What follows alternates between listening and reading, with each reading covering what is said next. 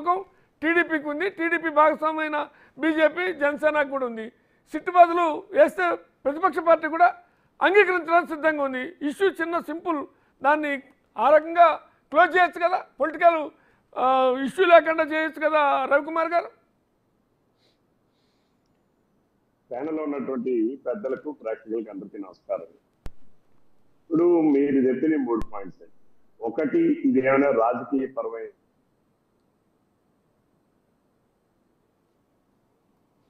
Signals లేవనుకుంటా. Right. విద్వేషాలను రెచ్చగొట్టింది Jaganmohan Reddy. ఆనాడు జగన్మోహన్ రెడ్డి ముఖ్యమంత్రిగా ఉన్నప్పుడు రాముడు తల నరికితే ముద్దాయిలను ఎవరైనా పట్టుకున్నారా? లేదు. అక్కడ రథాలు కాల్చితే ముద్దాయిలను ఎవరైనా జగన్మోహన్ రెడ్డి పట్టుకున్నారా?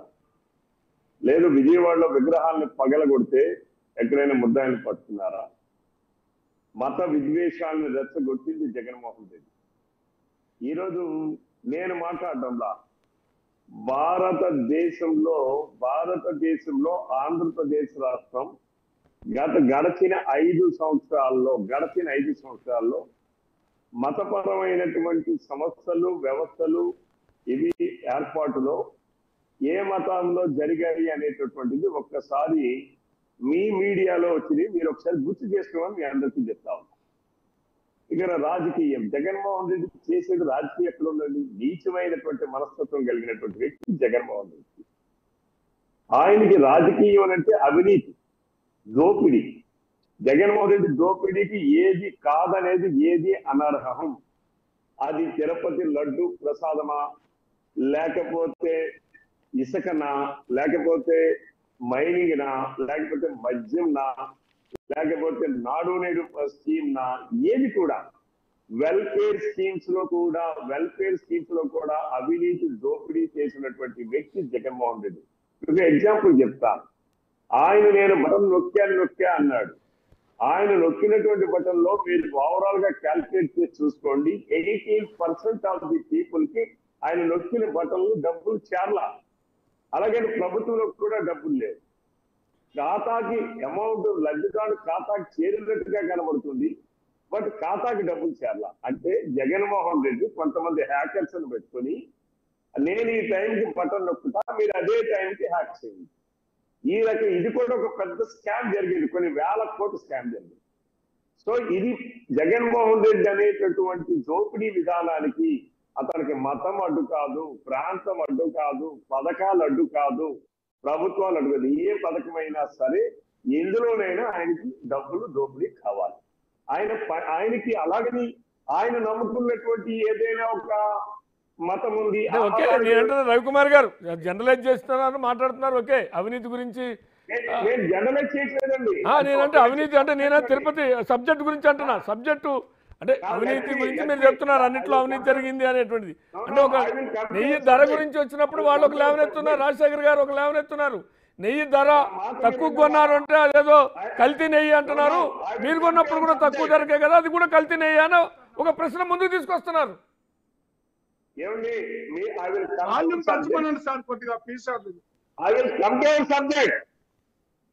ఇక్కడ మీరు అర్థం చేసుకోవాల్సింది నేపథ్యం గురించి నేను చెప్తున్నాను. జగన్మోహన్ రెడ్డి అనే వ్యక్తి ఎటువంటి వాడు, ఆయన నేపథ్యం ఏంటని చెప్తున్నాను. ఈ రోజు అందులో పంది కొమ్ము కలిసింది, లేకపోతే యానిమల్ తాలూకా కొమ్ములు కలిశాయి అనేటటువంటిది ఇది వాస్తవం. మీరు ఏ గ్రామంలోకి వెళ్ళారు, ఒక పల్లెలోకి పోయి నిన్న నేను అడిగితే అదే ఒక ఇంటి దగ్గర తయారు చేసేటటువంటి ఆవుని కనీసం కేజీ 1000 రూపాయలకు కొట్టున్నారు. సరే, ఒక బల్క్ గా ఒక ఇండస్ట్రీ కానీ వాళ్ళు అమ్మితే దానికి ధర తగ్గచ్చు. కానీ 320 రూపాయలకి ఏ రకంగా దానిని స్వచ్ఛమైన నెయ్యిని సప్లై చేయగలరు? ఎందుకు వాళ్ళు రవికుమార్ గారు అదే ఇక్కడ ప్రశ్న. రవికుమార్ గారు నా వాయిస్ వినపడుతున్నా, అదే ప్రశ్న ఉంటున్నారు. మీరు కొన్నది కూడా 306 రూపాయలకో 320 రూపాయలకో కొన్నారు కదా, అప్పుడు కూడా ఇదే జరిగిందా అని అడుగుతున్నారు వాళ్ళు. ఏమండి, మీరు ఆగండి, నేను చెప్తా ఆగండి.